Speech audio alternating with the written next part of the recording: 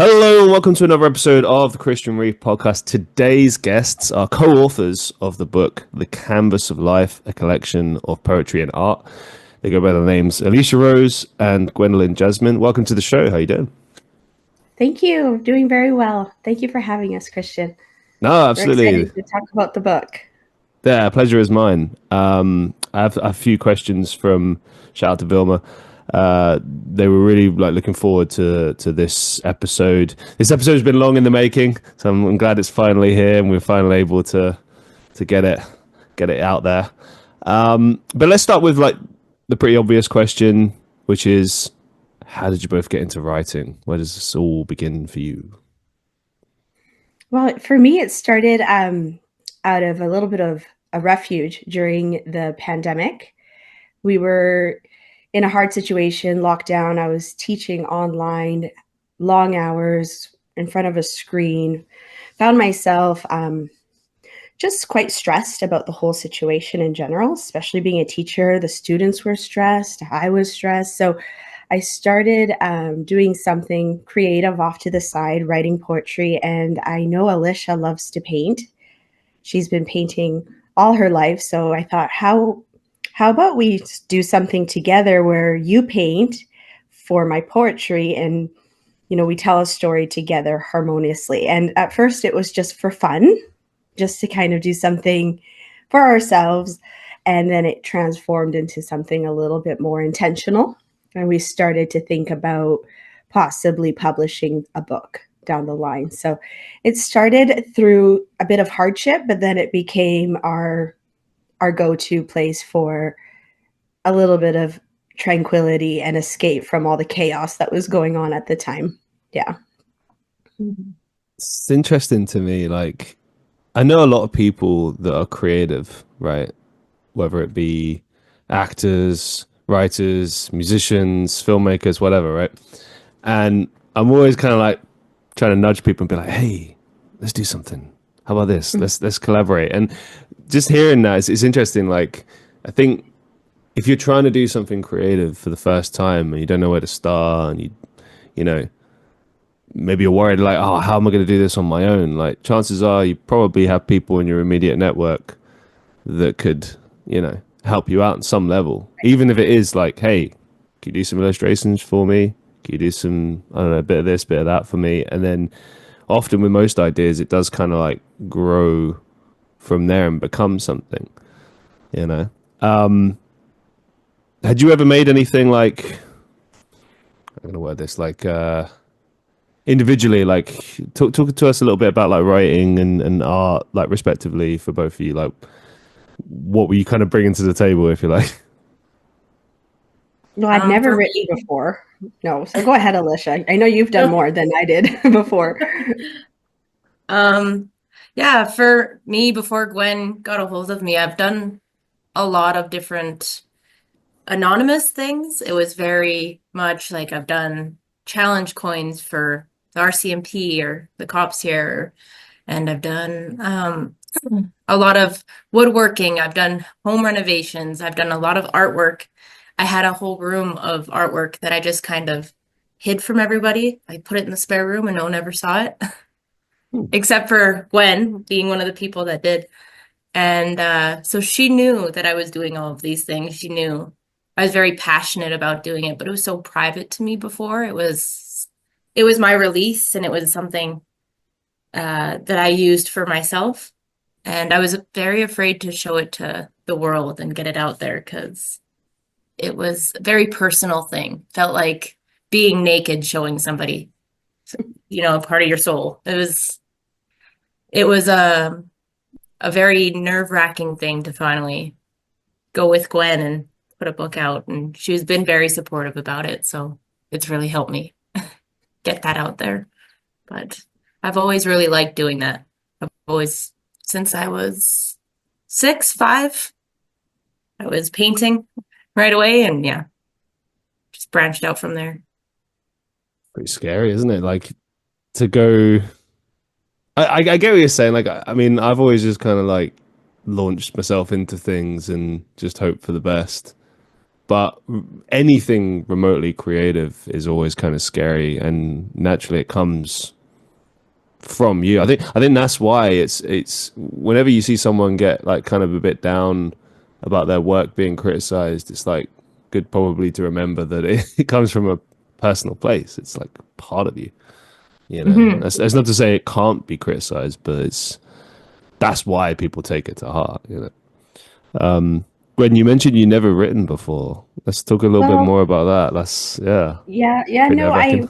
I guess not with the intentions of being, I guess, a writer. I never really saw myself as an author before. I had always journaled. That was something that I did throughout my life, and I always dabbled in poetry because I really enjoy it. I find it, for me, it's very relaxing, meditative, a way to process my feelings. I especially feelings where when I teach immigrants to Canada, and they often tell me their stories of hardship and sacrifice and a lot of loss and a lot of hard feelings there. And so, for me as a teacher, I needed a way to process those feelings because I want to be able to show up for my students in a way that's purposeful, and they feel um, that I am a leader and I'm not swirling in this like vicarious trauma, right? I don't want that to happen because my students are survivors. They're at the doorstep of the school, right? And so that's kind of how I got back into writing poetry. I really wanted a way of healing and processing those feelings. And during the pandemic, those feelings came on pretty hard.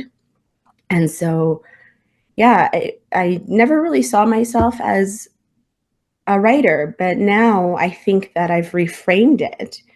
And for me, it's not really being about a writer, it's about being a storyteller and a vessel to tell other people's stories. And for me, that's truly, I feel more called to that. So I guess I'm an author now, but I truly feel that it's for me, it's really about being that catalyst of telling people's stories because it's so important to me. Yeah. Yeah, I get that. I remember years ago, I really struggled with the whole label thing. 'Cause I used to say aspiring quite often. I'd add that online. I'd be like aspiring podcaster or aspiring writer or actor or whatever. And I remember one time someone commented on like a video of mine, and they were like, "Yeah, you've been doing this a while. I don't know that you're really aspiring anymore." But I get what you're saying. It's hard. It feels like quite a big step. It's like author. That sounds like really serious. And the reality is, I mean, it is all about the stories, as you said. Like it's that's kind of the crux of writing a book, isn't it? And for the most part, is you're telling stories, and from there, I think it becomes more about just honing your craft and your style, like how you tell that story. You know, which Hmm. is really kind of the key, and that's kind of like what makes this book really interesting because it really is like an amalgamation of two things which complement each other, but they are very different. So my question to both of you is: do you think that sounds kind of an obvious question, but I mean just specifically the mediums? Do you think poetry and art complement each other, or do they contrast, or is there a happy medium? Like, where would you say that lies? I feel like a little bit of both. So I feel like artwork gives a different picture, a different point of view than the poetry does, because it's all about how someone else interprets your art or interprets your poem. And so we thought the medium together would really help to show that story, to really help bring light to the story specifically that we're talking about. But if you're looking at one or the other, you can really make it fit to your own story. So we have people like, we have a story about kidney donation in there, and we have the artwork and we have the poetry to really tell that person's story about their journey through the kidney donation. But we've had other people since then going, wow, I feel like this artwork is actually my family members and this is what they're going through. And it's a different story, but that's what helped them was So I think it's kind of both. It gives you a full picture of the story we're talking about, but it's enough that other people can resonate with it, each medium. Yeah. Yeah, it's for me, I wanted to bring the poetry and the art together to make it more understandable for people. Sometimes poetry can be quite ambiguous, and I wanted to maybe create more of a sense of transparency with the story and having the image support the storytelling and vice versa. Um, but like to Alisha's point, we've had people read a poem where I wrote it with a different story in mind and they see it quite differently. And I think that's actually the coolest part about it is hearing their interpretation about the poem and the artwork and how creative it is and how it fits the words in the painting. So I really like that it does like open it up to people's interpretation, and it complements each other in a way that it appeals more to the senses. You're reading it, it has the image, the illustration, and that's what we really wanted to do. Was we really wanted to appeal to people's senses and really have them reflect on not just the words but also the visual. Yeah, I suppose you can argue like storytelling in general. It's at its best when the reader is able to do that. Like the Mm-hmm. more you explain things out, the more you kind of use your words in a uh, I say clever way, like a effective way. Let's put it that way, an effective way that builds the pictures in the mind of the person. But I don't know. It's interesting. Like I think sometimes art can kind of get forgotten in the course of books. Like I remember growing up, I was a big fan of the Roald Dahl children's books. I don't know if you're familiar with those. They did like the Tilda and the Twits Mm-hmm. and stuff like that. Yeah.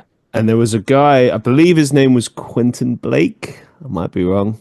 But he did like a series of illustrations for the books, and it's quite he had like a unique style. Like I've still to this day I've never seen anyone illustrate that way.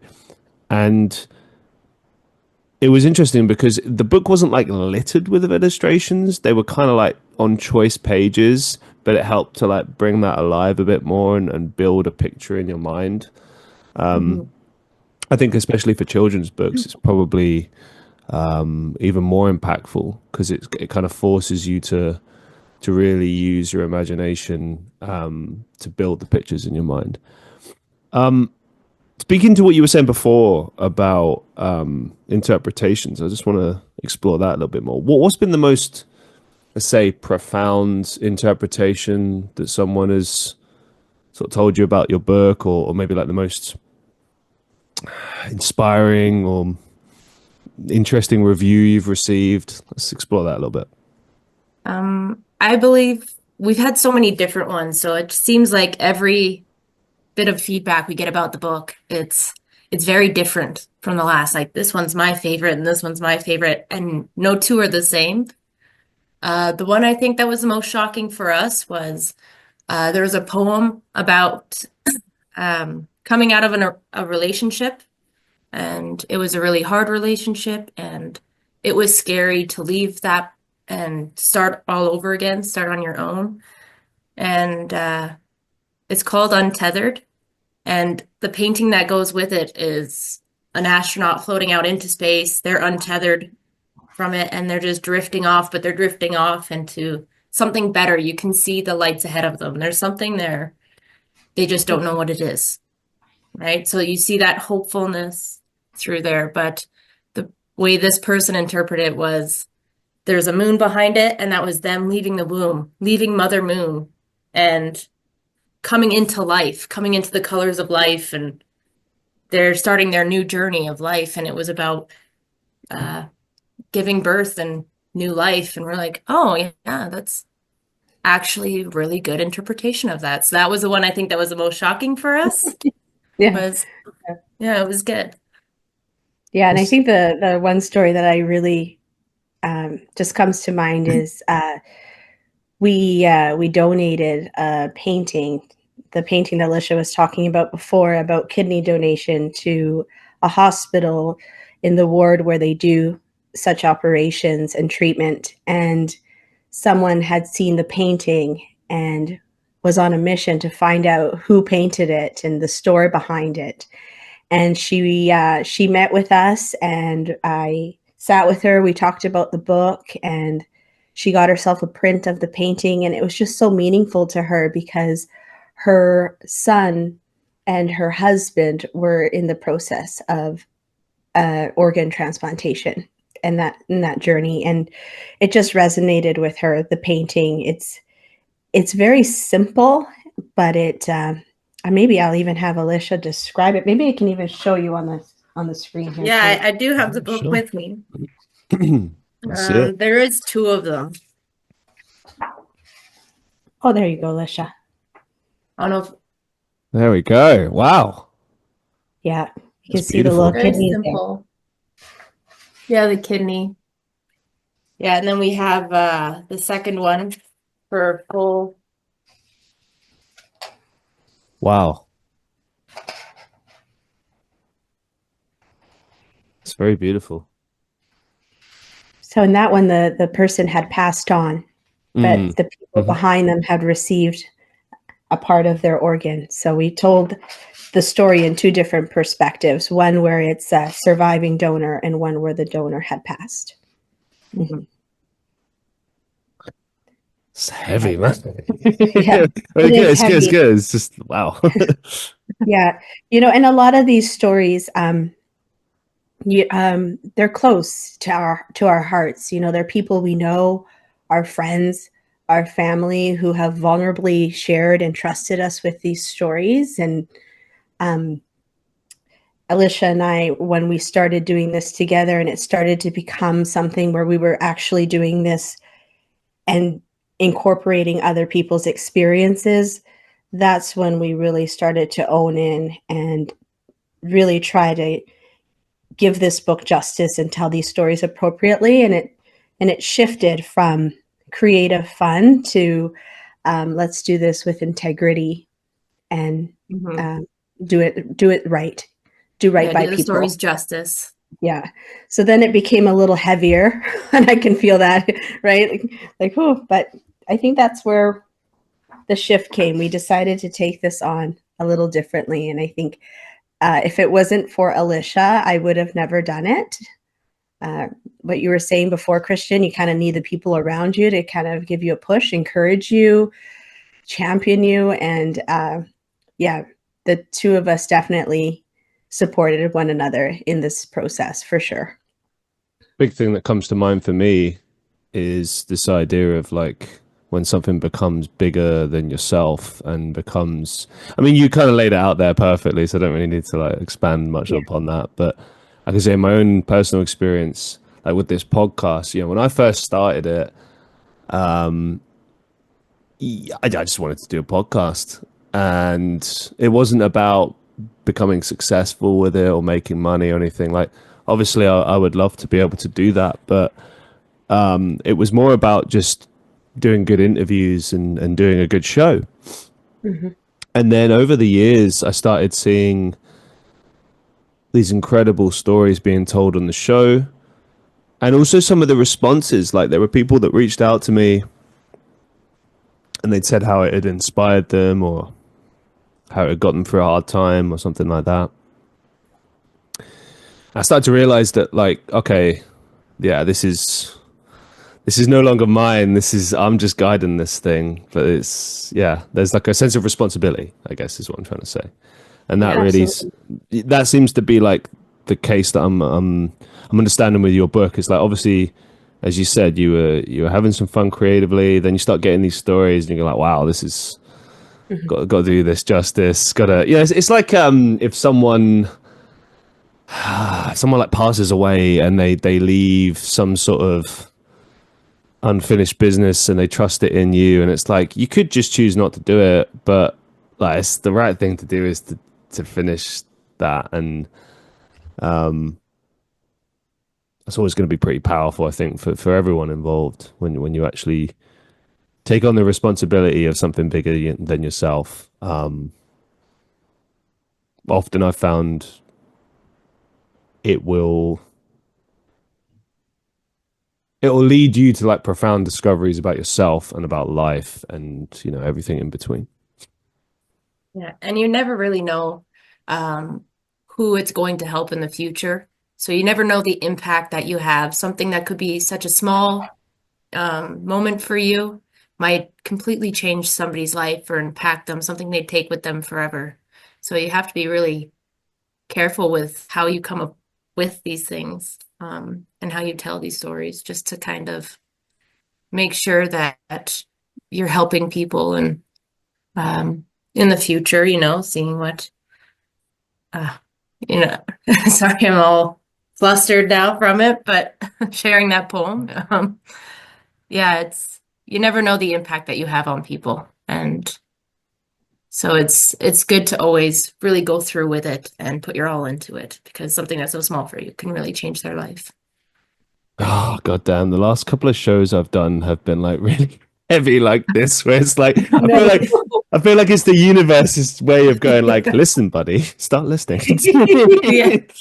Yeah. Because I've been going through some tough times myself over the last year or so, and it's had an impact on my creativity and the things that I do. Like, yeah, I miss this. I miss just doing podcasts and talking to people and like hearing their stories and being inspired by it. Like I completely resonate with everything that both of you are saying, because there's something that you can't really put into words about the human soul, and when you're exploring love and loss and, as we've said, like things bigger than yourself, like there's just eventually you get to a point where like there aren't any words, but like everyone in the room understands, Hmm. and that's just pure feeling.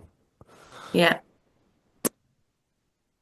Yeah, we This so, definitely did. Sorry, go yeah, ahead. no, please continue. I don't want to. No, sorry. I was just saying we definitely did delve into some deep, hard themes in this book. But we also, have themes of gratitude and courage and love, but we also have themes that are hard and heavy, like sexual abuse and the journey that can be so difficult, that Alisha was describing with organ transplantations, and we have themes of passing away. So this book definitely takes you on a journey emotionally.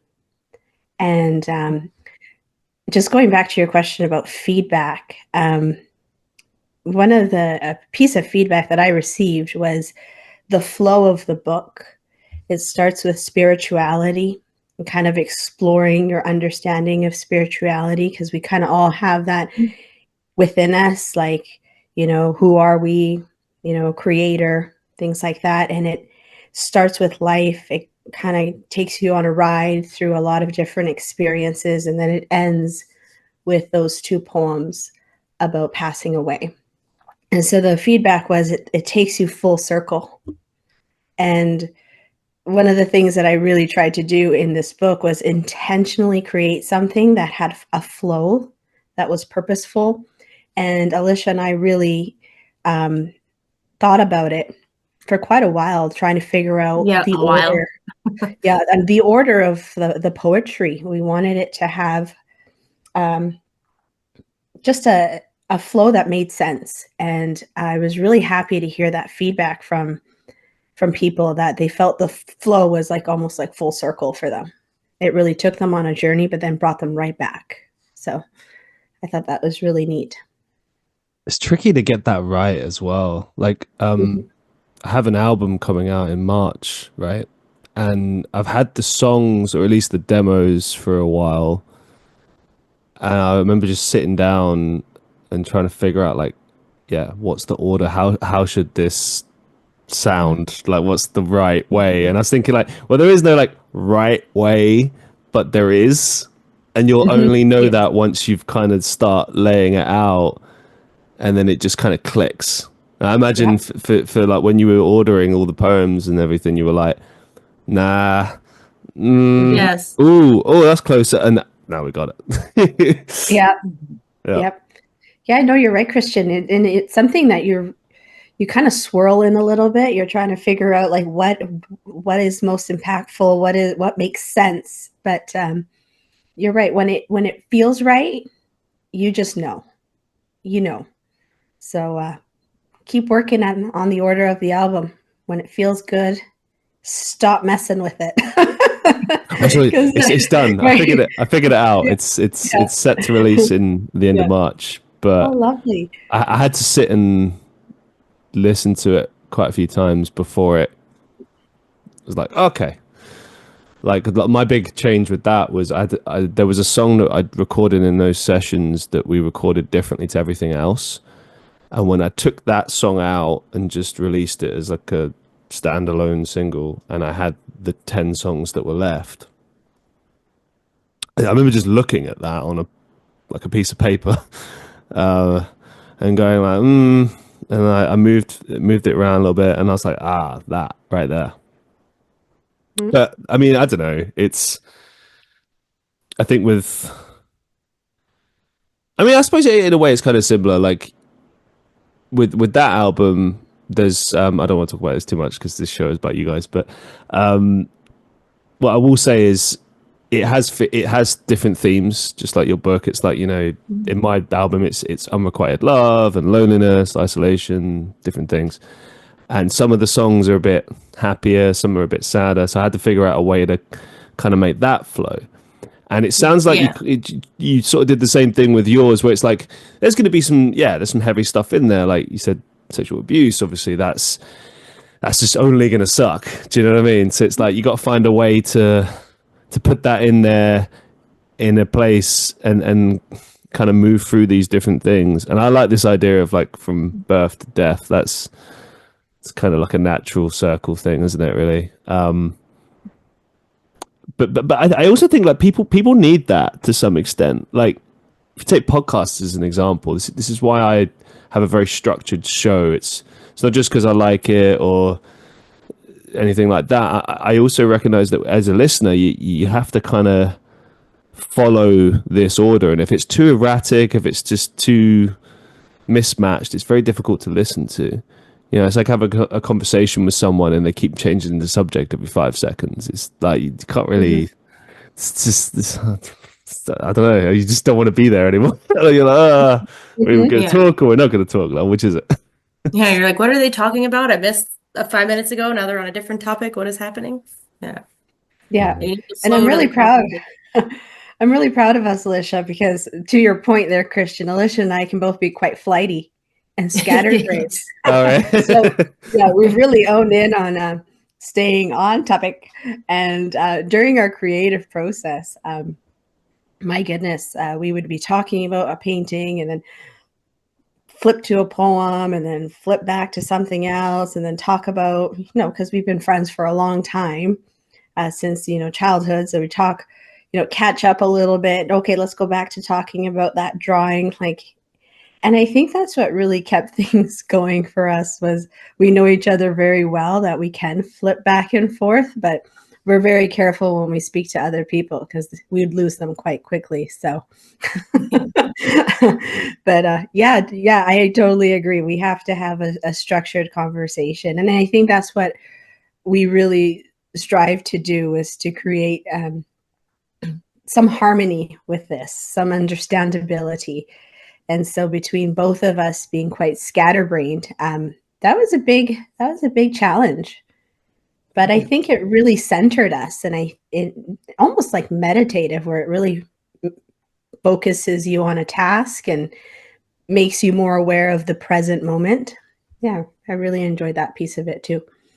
How did you manage to achieve that then? Like if you acknowledge that, okay, this is a flaw that both of us have, we have a tendency to sort of get misguided and we have to bring it back. Like how did you achieve that and make sure it was structured and organized? Like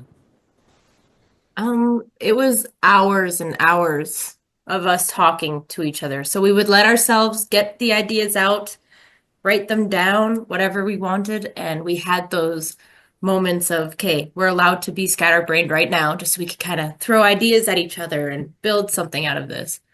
And then when it came to putting it together, we had to focus each other on it. We would be each other's Uh, referees, and focus. Okay, we've got our ideas out. We've had that process. Now's the end. Let's put it together into something. Mhm. So it Yeah, was, and quite often it was one of those things too where it was like I would send Alicia a poem and I would just let her sit with it. I wouldn't really tell her my intentions behind it. And then a day or two later, we would talk a little bit more about it. And so we gave each other also time to process things.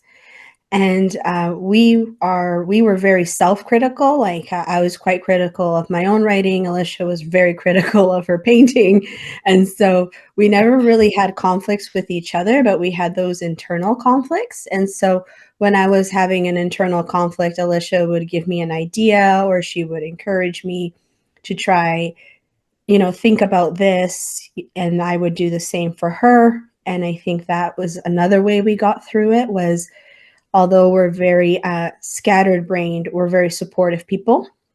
And so we championed each other, sometimes more than we did ourselves.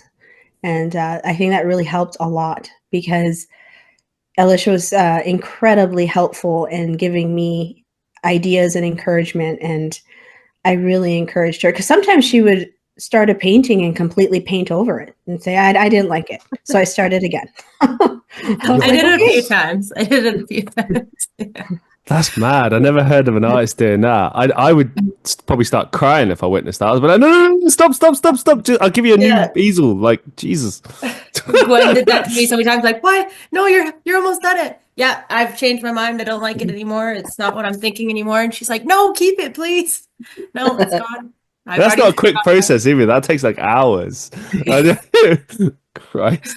Yeah, I'm a very flighty person. I'm like, no, it doesn't sit with me anymore. I can no longer paint through it because I don't feel this way anymore about it. And then I just changed my mind. Yeah. So, like, we've established obviously you're very close and like you worked with each other, and it just sounds like a very nice kind of collaboration, nice friendship. But were there any times when there was maybe creative tension, or maybe you disagreed about something? And if so, like, how did you find the middle ground on that or work it out? Um, I feel like with what Gwen said earlier, it was more of an internal disagreement. Like Mm, she would go, "Oh, I hate this poem," or "I hate the way it sounds. There's something off about it." And it was more, "Okay, well, talk me through it. What don't you like?" And then bouncing ideas off each other. So we use each other more as a support system. And I mm, don't think either of us had any point where we were like, "No, I don't like what you're doing. This isn't it." We would be able to talk through it like, "Oh, I saw this in this way. What do you think of that?" And so I Mhm, don't think there was much disagreement. It was more helping each other through our internal disagreements that we were having. So mhm. funny it's a if lot of Yeah. support. so if any more friendships were like this, man, sounds nice. We're quite like-minded.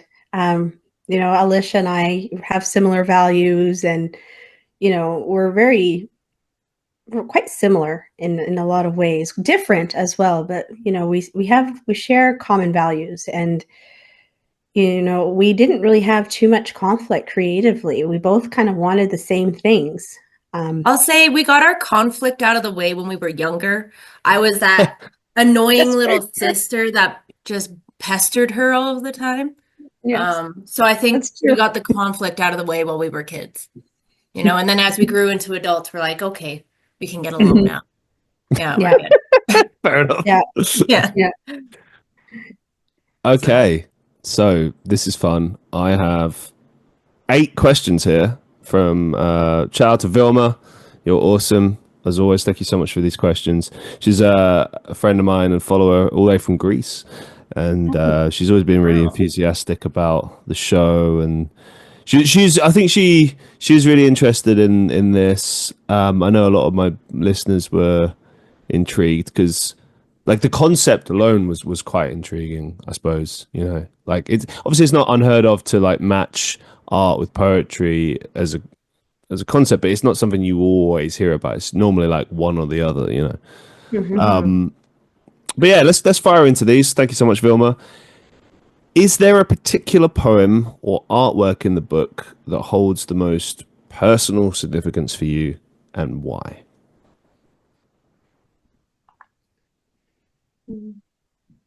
Well, I can start. I really enjoy the poem Gratitude. It's a poem that I wrote because I was, you know, listening to a lot of people's hard stories and listening to their struggle, and the common thread, the common theme of resiliency and how they were able to overcome all of these hardships was gratitude. It was just being in the present moment and being able to really recognize that it's the small things in life that can really make a big difference in your life if you just take a moment to stop, smell the roses, notice the good around you, and just be grateful, because it brings you back to present moment. And I think that poem is close to my heart because it really does. It's the poetic rhythm and journey of my life. I try to live every day with gratitude. And so that poem means a lot to me. It's yeah, it kind of fulfills the themes that I was trying to create in this. At the end of the day, I was trying to really bring everything back to gratitude. How about you, Alicia? Any particular ones that Um, stand out for you? well, for me, um, the one poem about kidney donation. So I have the different organ donation poems, but the kidney one, the one that got us into the hospital, was actually my family that was going through it. Wow. Yeah, and it was a very hard journey for the family because it was hard for one to receive the kidney. They had a hard time feeling like they're just taking years off of somebody's life by doing this, and they really struggled with that fact. They had a hard time coming to terms with it. Um, and but then on the other side of that was the donation where they're like, no, of course, I would rather have you in my life, and risk anything just to have you there for at least a little while longer. I'd do anything for you. And seeing both sides of it and getting to talk to them both about how they felt and really write it down. And it was a very hard time to go through, but when we all came out of it, everyone's healthy now, happy, and it turned out so well. But now there's something there to show the impact that this really had, the momentous moment that it was. It changed everybody's life in this process. So for me, that was the most personal uh, poem to do. And the Yeah. people that are actually in the figures in the first one are my family members. So um, that's my ode to them, is putting them in the book. So Yeah. Did it feel weird including them or drawing them? Did that affect how you? yeah, Yeah, you that's know why what I I'm did it in saying. outline to give them more privacy throughout it. So it's not just, oh, this is them for sure. Although when they see it, they can tell clearly which one is them. They know who is who.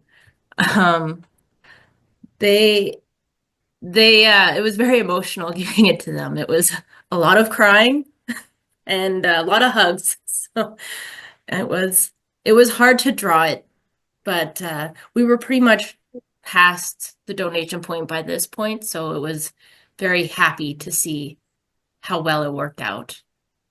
Right. So yeah, it was fun to draw that. And I put a little thing in there for my grandmother as well. The kidneys coming together, they're glowing, but it looks almost as a butterfly. And my family has very big meaning on butterflies and death and how when you move on, butterflies are very big on symbolism for us. And my grandma uh, loved her butterflies. And when my niece was in the hospital, she was under the lights and the butterfly just flew into the room. So ever since then, butterflies have had just a very big meaning in our family. So I threw that in for her as well. Show she was with them through the process. So that was the most meaningful for me. Yeah, and Thanks thank for you to sharing. Alicia's family for sharing their story and journey with me, because the poem is written in two perspectives. It's written at the beginning from the perspective of the person who needs the organ, and then from the perspective of the person who's willing to donate. And so it's written in two voices to give the voice to fully capture that experience. And I wouldn't have been able to do it without the family sharing their experience. And it's a very vulnerable experience to share. And I'm just so grateful that they were willing to share that with me and Alisha. Yeah. What message or feeling do you hope your readers acquire after reading Canvas of Life?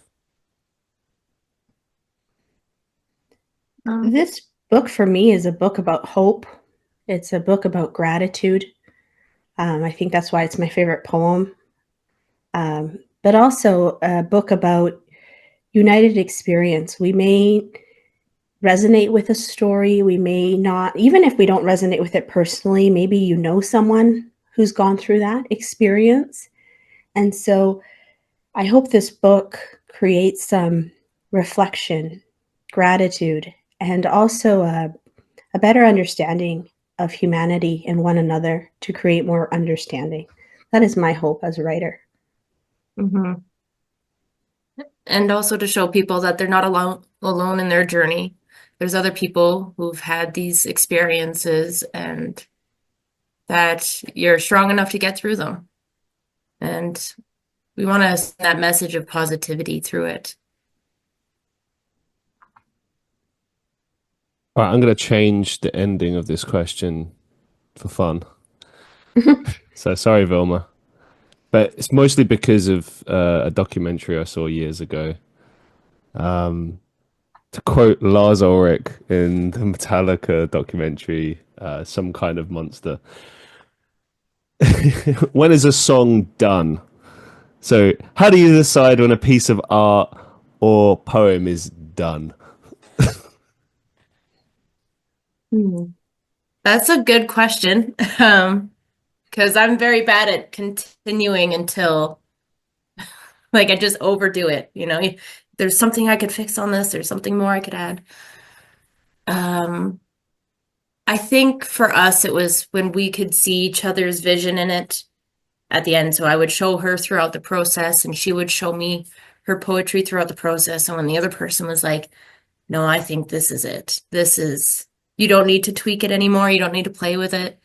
This is beautiful. And I think you get the message across. So it was good to have that other person to kind of reel you in and let you know, no, this is done. Right. It was good to have that because Yeah, I wasn't able 100%. to do it on my own. Yeah, yeah, 100%. Relied on Alisha to help me figure it out. Yeah. In your opinion, what is the relationship between creativity and the search for meaning in life? I think if you look around you, there's so much inspiration everywhere. So, I mean, I live in the Rocky Mountains. I really take inspiration from where I live, but I think you see art in everything. Even when it comes to something simple, you see someone build a building. There's artwork that went into that. The time it took to meticulously plan out that building, each bit of structure. You see artwork in stained glass. You see artwork in home renovations, the way you design your home to fit you. Artwork in your clothing and the patterns that they put on it, the styles. There's really artwork in everything that you look, and I feel like it's a very big building block of life, is to have that creativity in artworks. Really, it's in everything. Mm-hmm. I think also, for me, when I think of creativity, I think of curiosity, Hmm. right? Yes. For me, the creative process, there's some level of curiosity in it. And I think that's a way to find meaning in life is if you really want to try to find meaning in life, you have to be curious about it. And for Mhm. me, curiosity is not having like a predetermined outcome, not having expectations. Curiosity is about finding things out organically, naturally, whatever the outcomes are. And in that creative process, I think we are creative, but we're very much curious. And I think in life, when you're finding the meaning of a relationship, finding meaning of purpose or the meaning behind, why you're doing a certain type of job, I think there has to be some curiosity there. And without those predetermined expectations of an outcome. And for me, I think that's part of the catalyst is when we're creative, we'll have that curiosity that will help us discover that meaning. Absolutely. Um, just reading these questions, and I'm like, Vilma, you should be the podcaster. Thank like, you, Vilma. like These are good questions. honestly, she over the years she's sent like some really really profound questions that even I just sit there and I look at sometimes, and I'm like, damn. So check this question out. Do you think that imagination is also a reality? Yes. Yes. Because going into seeing art and everything, like when you're looking at the clouds, you see the dog in the cloud, the faces in the cloud. That's my reality. I see what I want. She sees like one would see what she wants in the clouds. It may be different, but they're both our reality of what we saw. Mm. Um, I think it's how you look at life, your own perspective. So I do think creativity is a huge part of reality because your mind is always constantly on a loop, or at least mine is, thinking of all the things surrounding you Yeah. and taking it in the way you would take it in. No one sees it like you do. Yeah, Yeah. and like, go Yeah. on. Sorry, don't let me cut you off. Oh, but the thought that came to mind is that self-fulfilling prophecy. I don't know, that imagination, your thoughts, your words, um, they do influence your reality. And so I do strongly believe that, what you say to yourself, how you imagine your life and how you imagine even the circumstances of your life, your imagination, if you're a dreamer, constantly dreaming of, you know, doing good things or achieving a goal, that may in turn be reality because it's almost that self-fulfilling prophecy. If you believe it enough, it becomes true. Mhm. Do you believe in manifestation then? I do. Yeah. Yeah. Me and Vilma always have fights about this, and I'm like, I don't know if I believe in it, but I don't know. I will say there's a lot to be said for mindset, Hmm. and I think even like, yeah, I read something the other day. It was basically on TikTok. There's a bunch of videos that are trending right now where it'll be like photos from stuff that you would have remembered when you were growing up, kind of thing, and the audio is like devastating. It's like a really moving piece, and it's got like the echoes of children's voices like playing or something in the background, and it's like because it's this like world that's gone. Like even if you would visit those places, it's not yours anymore. It's not the same. That world that you knew, that time is dead and gone, and such is the inevitability of life. But something that I read that someone said was interesting. They were like, "Oh, how is it that photos from that time versus the same photo now, like it looks different, like life looks different?" And Yeah. they made the argument that, well, our brains interpret and see colors differently over time, but also I think to an extent, it's also like our mindset. Like if you're negative minded, you will see the cloudy grey skies all the time. Yeah. You know, whereas if you're positive, you will.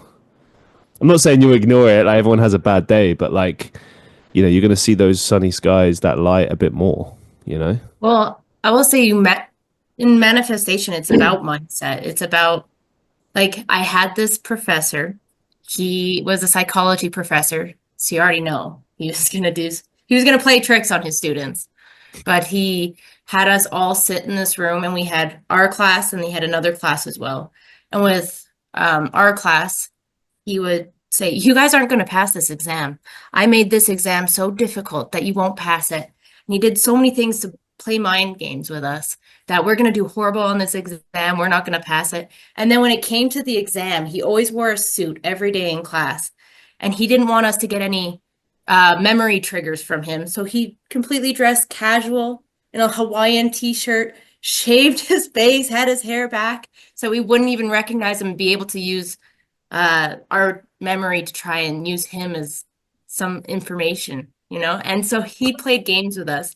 And then with the other class, you guys are going to do fantastic on this exam. It's going to go swimmingly for you. You're going to do so great. But you have it. I've really given you guys all the material throughout the year. And they all did so much better in that class. And most of my class either failed or did horrible. And he goes, see, it's all about mindset. And that was his lesson. And I'm like, yeah, but that was our finals. You messed up our finals, man. Like, why would you do that? Like, and so it's just for him to prove a point. Apparently he does it every year. So too bad you were in that group where he was so negative. At least I passed it, but I was like, you're a horrible person. Why would you put that on our finals? But yeah, he did it every year to all his students. So we warned the next generation, like, don't take his class. Yeah. Reminds me of like, I don't know what his mindset was there. Like, oh, I'm gonna make sure you don't get any memory triggers, and it's like, yeah, but like that's gonna be so distracting. That was the point, was to really throw you off. And then his whole point at the end was mindset changes your belief. So if you think you're gonna do well, you will succeed in life. If you don't, you'll fail. It's all about your mindset, and you manifest your own life. And I was like, yeah, but that was a horrible lesson to learn for a final. Like, but it's like the equivalent. It's always stuck with me. I've never forgot it. It has always stayed with me. It's like if I said, like, oh, I need to teach you how to cross the road. So in order to teach you, you know, the realities of safety on the road, I'm going to hit you with my car and break your legs. And then you'll know that you always need to look left and right before you cross the road. Yeah, like, you'll learn the hard way. There you go. Like, come on, man.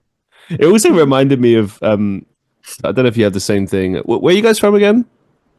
Canada. Canada, right. Alberta. I thought, I didn't want to assume, but yeah. Yeah. Do you guys have like invigilators in exams? Like, maybe it's called something different in Canada, but like basically you'll be in an exam hall and there's people who, they won't be teachers. They're just expressly employed to be in that room during the examination and to sort of walk up and down, give you paper, pencils, whatever. Yeah. It was really weird. Like we had them, and so they would do that. They would give you all that materials. They also could serve as to like read the questions to you, which I always found weird. Yeah, I mean, some of them would be cheeky and be like, "I think you should consider this." That's what I would do. Yeah, like just saying. But a lot of the time they would just read stuff to you, but apparently that helps sometimes with people, clarification, hearing it out loud, whatever, you know. So that's cool. But here's the problem. I'm pretty sure that they used to take bets on how they could most distract everyone in the room, because they would walk in a really irregular pattern up and down, pacing up and down the room. I also had this theory amongst my friends that they would only walk around the kids that they thought were going to fail. Like, that was another thing. And I can't prove it. Oh no, I'm one of them. No. Yeah, but they took like the same routes and they always passed the same kids. I was like, But yeah, just very distracting behavior. Yes. And it puts you in a mindset like, am I not doing okay? Right. Do I need extra assistance? Is it me? Yeah. Was that what I always tell my audience to believe in themselves? Because I think, to an extent, I agree with your old professor. Like, I think that like, you still have to put the work in, study hard, and all that Yes, you stuff. still But have to put the work in, but if you think you're going to fail, you most likely will. As Wayne Gretzky said, you miss 100% of the shots you never take. So, There you boom. go. Bring it back to Canada, Alisha. Oh, Yeah, lucky. Canada. I love it. Throw a little hockey in there. What does the concept of life as a canvas mean to you, and how do you think individuals can paint their own unique stories? I think when you're a child, you start off as a blank canvas, and yeah, like you haven't written a story yet. Your story has just begun. You have a chance to create your canvas however you choose. Now people can influence it, yes, but it's all about how you perceive it. People could go through the exact same situation, but come out completely different people from it. So your canvas is up to you to paint, and everyone has their own. Mhm. And yeah, and that's why we wanted the canvas of life, because really life is a canvas. It's your own story, your own journey through it, and everyone's looks different. Every Mhm. painting is unique. So Yeah. Yeah, and just like Alisha has done in the past, you can repaint it. You can rewrite it, you right? can rewrite your story. Yeah. You can You can paint reinvent over it yourself. and yeah. Yes. And I think that's the beauty of life is that it's not stagnant. We can change, and the canvas can look differently at different points in time in your life, and that's the beauty of it. It can be a mosaic. It can be many different things, but I think the You the can have beauty of it. happy little Yeah. accidents, you Yes. know? Yes. But it's just yeah, you can reinvent yourself, and I think that's the beauty also that painting teaches us is if you don't like the painting, paint over it. If you wanna retell your story, do it differently, you can. You absolutely can change it as well. Damn, so inspiring. Honestly, it's I thank you both so much. Oh, you're welcome. Right, a couple of final questions for you to round things off. So again, all these questions for both of you. First question: what has poetry and art taught you about life?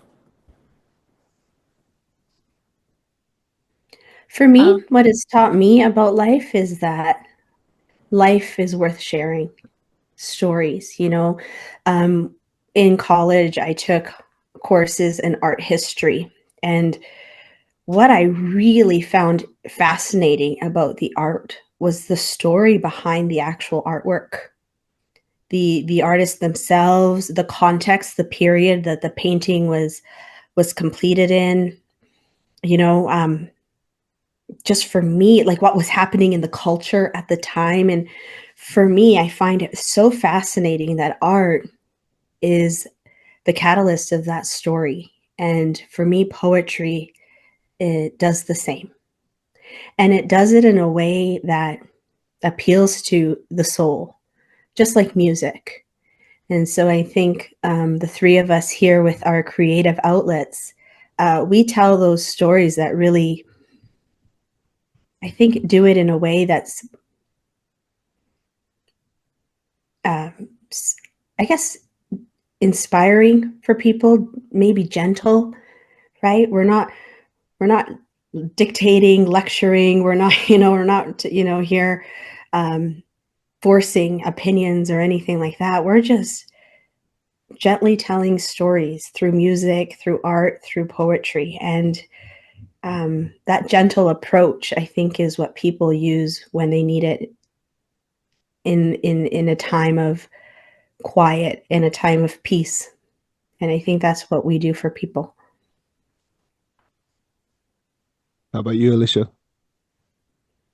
For me, it was a way to express myself. I always had it as a hobby that I hid, but it was to get my thoughts out and to really put a picture to it, right? And I could get my emotions out of me as well. So I'm upset and I can just paint it away and make something beautiful out of it, like create my own little world.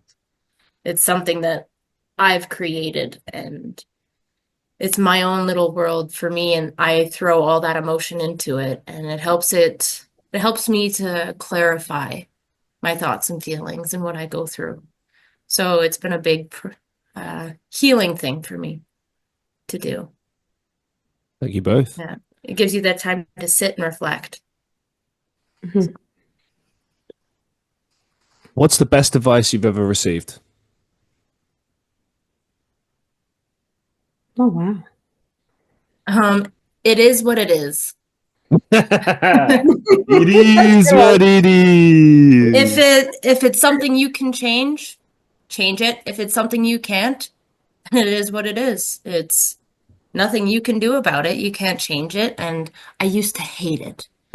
I I was told that as a child constantly. It is what it is, kiddo. And you're like, stop.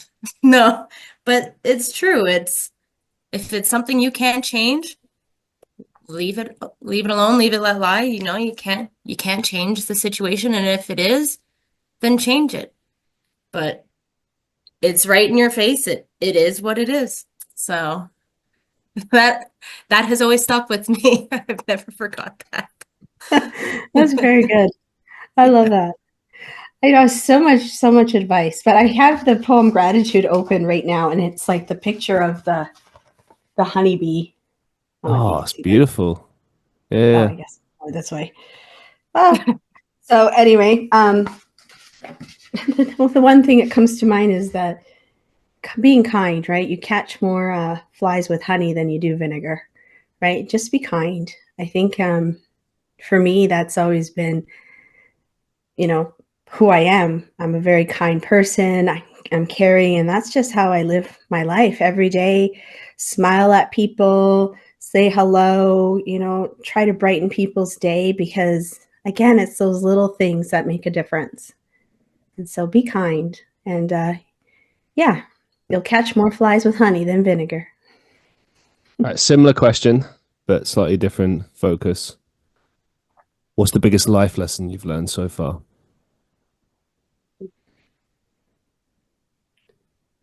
Mm. Um, there's so many. There is so many, but the biggest, The biggest is you know, your I, words. Oh, go ahead, Gwen. oh no, sorry. I'll just be vulnerable with this one. Um, One of the big life lessons that I've learned is about trust. Um, in my family, trust was betrayed by an abuser, a child predator. And that was a big life lesson. It moved and shaked the core of my being and the core of my family's being and for a long time. It was hard. And for me, it's, we know that trust is built in these really small moments. And I think this is why I wrote gratitude too, because gratitude is cultivated in very small moments. And so is trust. We earn trust. Brene Brown puts it beautifully. Um, she's a psychologist where, you fill your marble jar, you put one marble at a time, and you fill the jar of trust. But the biggest life lesson is that, that jar of marbles can be shattered instantaneously. And it's very, very difficult to build trust after you've been betrayed. And I think the biggest life lesson for me is understanding the anatomy of trust, the parts of trust, and also navigating forgiveness. And I think that's been my biggest lesson in life because I live full heartedly. I love with all my heart. And it's so hard when you are hurt by the people who are supposed to love you the most. Yeah. Yeah. Thank you for sharing. Appreciate that. Thank you. Alicia, do you have one? Always to be conscious of your actions and grateful for the people around you. I found when I was a lifeguard and I would teach swim lessons to these kids. And I would let them stay in the hot tub for 5 more minutes. And I would chat with these kids and just share stories with them. And they'd tell stories with me. And it was always so minor to me. Like it was just something, it's fun hanging out with the kids, hearing their stories. And I never thought about it too much. But then these kids grew up and said, "Oh my God, I've never forgot this story you told me. I've never forgot this. And I always think about this." And you're like, oh, I didn't think anything of that when I was saying it, but it's something that stuck with them through their whole life. So you never know the impact that you have. And I've lost people that were really close to me. And it's like, and you always have that, I wish I would have hugged them goodbye. I wish I would have said this last time I saw them. And so I've since then learned that I'm going to hug everybody goodbye. I'm a very big hugger. And I'm going to let people know what I think of them before I leave so that they know the last thing is that's the last time they see me that I thought this of them. And I was grateful to have them in my life and make sure you know the impact that you have on people. The littlest moments, smiling at somebody at a gas station might change their day. They might have had a bad day and that might have been the difference. So you never know what you can do for other people. Christian, if you don't mind, can I read the poem Gratitude? Yeah, please go ahead. Okay. Gratitude. Gratitude is cultivated in the smallest moments, moments of life graciously given. Be still and smell the roses. Witness the beauty of the thorns. Hear the bees' purposeful vibrations. Taste that warm, sweet honey. Feel the sun bend towards you. Happiness blossoms like wildflowers in your heart. Rooted from the blissful seed of thankfulness, gratitude is cultivated in the smallest moments. Beautiful. Thank you so much for sharing. It's another show that's given me a lot to think about. Yeah, I need one more question for both of you. Is there any upcoming projects, final thoughts that you'd like to share with our listeners? I think another question on top of that is, are you going to do a follow-up? Are we going to see more books like this? Now's your time. Please plug. Absolutely. We want to write another book. There's so many themes that we haven't touched on that we're curious, and we want to meet people, hear their stories. And it's actually one of those things where we're more excited about the process because for us, it just fills our cup. It fills our soul, just being able to connect with people and speak with them and listen to their story. So we're starting another book of poetry and art, and hopefully it doesn't take us as long to publish this second time around. Because we've got the bases figured out. Yeah. Now we know how it works, and now we have more of the intention right from the beginning. So we're really excited about that piece, just to keep on telling those stories. Well, is the book available on like Amazon, or where can we find the book? It's available on Amazon. It's available on Friesen Press. Friesen Press is our publisher. You can also get it through Indigo, indigo.ca, or you can get it through Amazon if you live like in other parts of the world. Yeah. So, Wicked. Yeah. Or you can reach out to Alisha and I personally. We are on Instagram, the.canvasoflife, or TikTok, the.canvasoflife. And if you would like, you can reach out to us personally too. Yeah. Awesome. Thank you so much for sharing. Thank you. I think we might have I think lost Alicia's Alicia. frozen. We've lost her. Frozen in time. Yeah, no, we've completely lost her now. Well, it is like minus 28 degrees Celsius right now in Edmonton, Alberta. So crikey. All right. Well, it's frigid. please send her my thanks. Thank you so much to Alicia. Thank you so much, Gwen, as well, for appearing on the show. for sharing your stories. Real pleasure. And yeah, I wish you the very best. I'll make sure all the links are available so my listeners can get access to this book. I think it's beautiful, and I think we should all read it. And oh, she's back. There you go. She's back. Hello, welcome back. Again, I live in the mountains, so our internet's not the most stable. I apologize. No worries. I was just saying a massive thank you to the both of you for being on the show, for sharing your stories and everything. As I mentioned earlier, it's been another learning show and another reminder for myself why I do this show in the first place. So thank you very much to the both of you, and I wish you all the very best for book number 2 and everything in between. Yes. Thank you so much for having us. It was a lot of fun talking to you and getting the questions as well. It was very nice to actually get to tell the stories a little bit. So thank you. Yeah.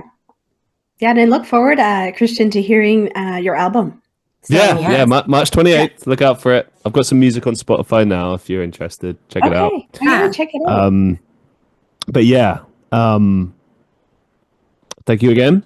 And to all the listeners of the Christian Reeve podcast, I hope you enjoyed this show as much as I did. Another shout out to Vilma. Thank you so much. And I will see you all in the next one.